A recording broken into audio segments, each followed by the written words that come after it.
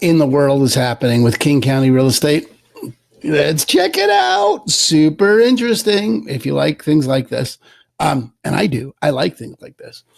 Let's see. All right. Well, the slowdown has come. I mean, really, it's slow. It's slower than it's been ever. Well, not ever, but this is the last 5 years. So we go back and see how long it's been. But in November, 1,100 homes changed hands.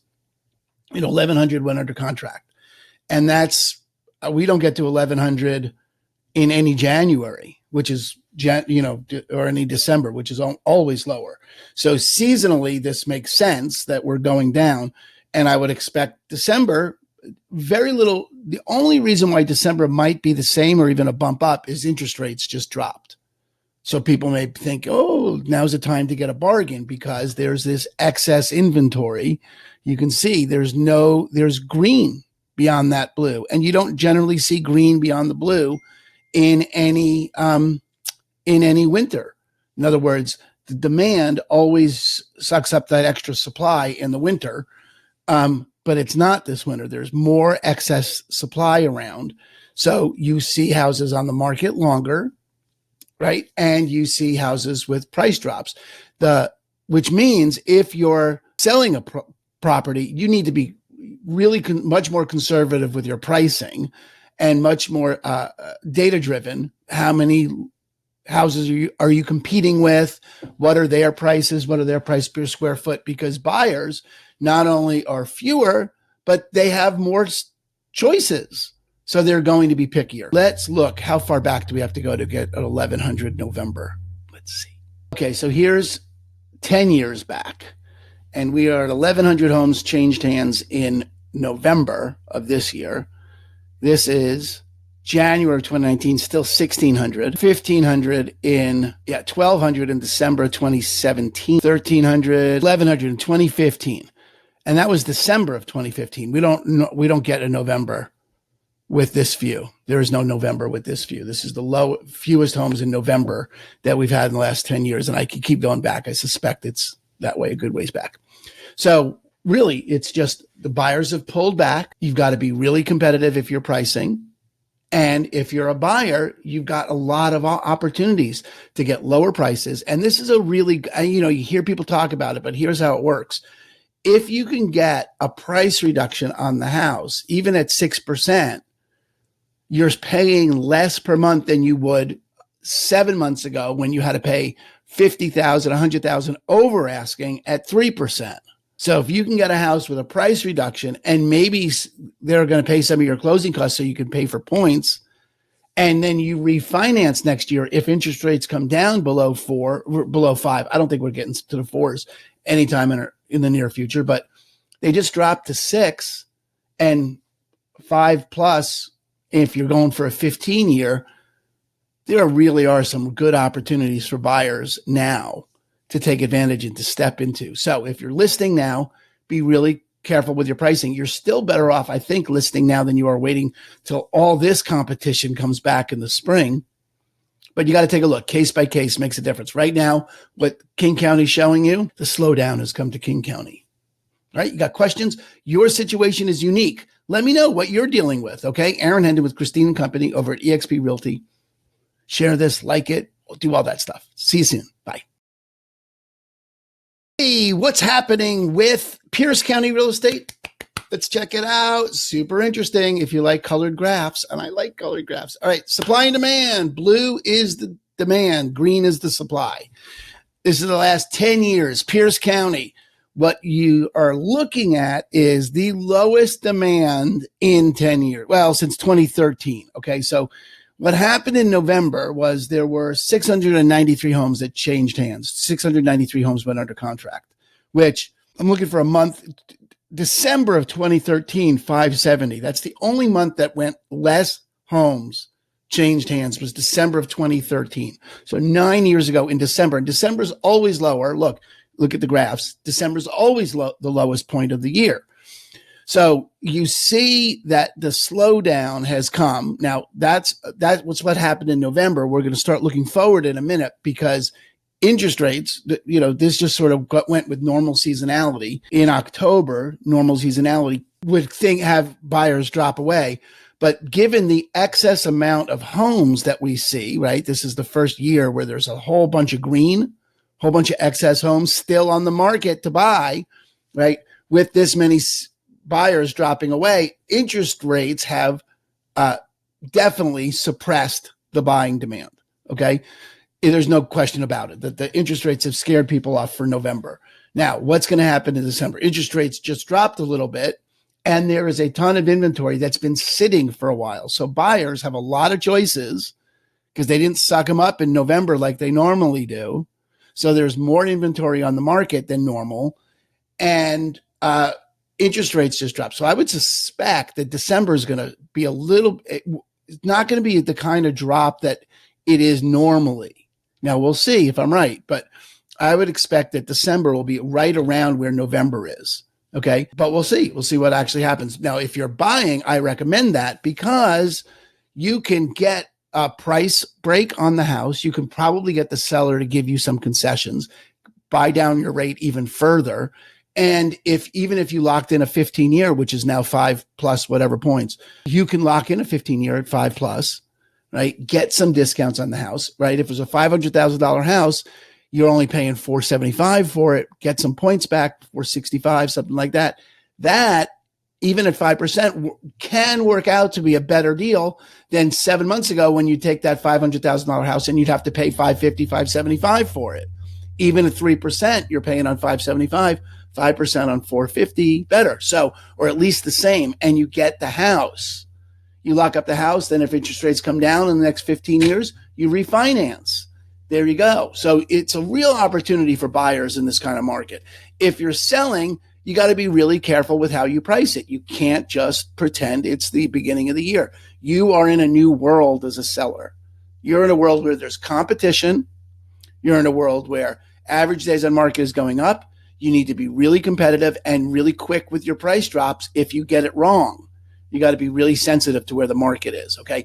And everyone's situation is unique. There is no here's the way it's going to go for you. So if you have if you're in this conversation for buying or selling, we should talk, okay? Let me know. You can call me, text me, message me, whatever you want. But right now it looks like the fact is demand has rarely been lower than it is right now.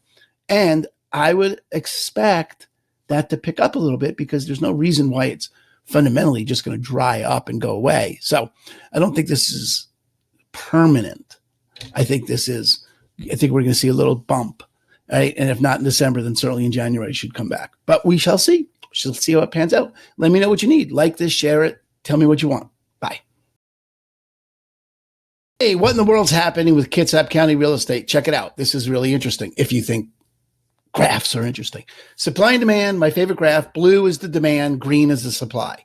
So this is the last 10 years, and I'm showing you 10 years because it's rare that we have this little demand. Okay, it's been a long time since we had this little demand. We had, 360? 257 homes change hands in November in Kitsap County, okay? I don't have another November where we had that few homes change hands. Oh, that's true. 2012. Okay. Got to go back to 2012 to have a November that's this low. And generally, this is January of 2020, which is generally lower. Okay. December is almost always lower. And it's really rare to find a year where we had this few. So December 2014. Okay. But even in that year, you had 253, almost the same, just a little bit lower. So this is 2013, 2014 kind of demand. All right. So what does that mean? Well, that means, it looks like buyers have been sensitive to the price hike and they've taken themselves out of the market earlier than normal. That's what this looks like. Now, with interest rates dropping back down and there still being extra inventory on the market, you might see in December some new activity that it's certainly conceivable that you won't drop lower in December. Okay, now you might, but it probably isn't as big of a drop as you would normally get because I think a lot of the drop here in November has been due to the high interest rates. With them dropping just this week, you might see a little bump in that, especially because there is excess inventory. That means there are sellers with houses that have been on the market for 30, 40, 50, 60 days. Maybe they're ready to make deals. Maybe they're ready to make concessions. With lower interest rates, if you can get a price cut and maybe get some seller to provide closing costs, which is not uncommon now, you can buy your rate down even further, and you could wind up with a lower mortgage and a better house than you could in May or April when interest rates were lower. That's right. If you're paying less for the house, even the high interest rates doesn't make your payment over what it would have been if you were paying $100,000 over the asking price. So there are deals to be worked here for buyers right now. If you're selling, you got to be really careful with how you price it. You need to be sensitive to, there's a lot of competition. Sellers now have a lot of competition. That is, there's more opportunity for buyers. So you got to be really conservative and quick with your adjustments should you price it wrong. And every case is unique. Everybody's unique. Every neighborhood's unique. It's not the same everywhere. So if you've got a particular situation, you're in the market, either buyer or seller or investor, you should give me a call and let's talk about what the best strategy for you is. Right? Happy to help you with all that. Aaron Hendon with Christine Company over at EXP. Call me, message me, do whatever you want, and share this, like it, and comment, and all the social media stuff. And I will talk to you next month. Bye. The world is happening with Vashon real estate. Well, check it out. All right. I love this graph. This is my supply and demand graph. My favorite graph. I sleep with this graph. It's the best. Blue is the demand. Green is the supply. So this is the last 10 years. And I was using this format for the other counties because there was a real difference in the demand than there over the last couple of years. So you had to go back 10 years to be able to see this low demand in the other counties. Not the case on Vashon. This is, if you look, 2022 looks almost exactly like 2021, and you don't see that anywhere in the surrounding counties. You see a radical difference. You see way more inventory. So all the news you hear and all the things you read on the internet and all the talk about how there's the market has shifted. It has not shifted on Vashon in that way. It just hasn't. There's not. And it's all inventory driven. If you look, the buyer demand is almost identical as last year, the year before that. And it's the sellers that are the lid on this market. So what does this law and supply and demand say? Well, it says when there's more demand than supply, prices go up. Well, if you're looking for a forecast of what's going to happen on Vashon, and you look at the very recent past, you would think there's going to be no change in the market. In other words, houses will sell quickly. They can't be priced extravagantly, but they certainly are not losing value on Vashon. There is no excess supply to drive prices down. Demand is steady. 6 homes changed hands in November of this year, and that's what happened last year and the year before. The year before that, it's pretty standard. Nothing really radical is different on Vashon this year. And what it's going to take to any kind of adjustment in price is towards the downside is going to have to come from a increase in inventory, or those 6 buyers are going to have to go away and never come back. But it's so unlikely because so few houses go for sale that we just don't sell that many. So you really are looking at, a situation on Vashon that if you've been, out shopping on Vashon, it has not gotten any easier for you. And predictably, it won't get easier for you to buy on Vashon until the spring. Maybe in the summer when you get this kind of a predictable bump, and hopefully you'll get some kind of 2015, 16, 17, 18 bump in inventory. But if it's like last year where we never even got to 25 houses in any given month, no change at all. If you can break that 30 home barrier in the summer, you then have something to look for in terms of prices adjusting to the downside. But until then, if you're shopping or hoping to buy on Vashon, the prices you see now are the prices you're going to see for the next few months. There's very little indication that there's any bargains to be had in buying on Vashon. And it means if you're selling on Vashon, you can look at your, new home assessment. Everyone on Vashon got our homes reassessed this year. Yay. $300 extra in mortgage and taxes. Yay. And you can look at that assessment and know, yeah, you know what? That's, pretty decent neighborhood of what your home's going to sell for now. So everyone's situation is unique though. So everything's a little bit different for people. So if you got a particular situation you want to talk about, I'm here for you about that.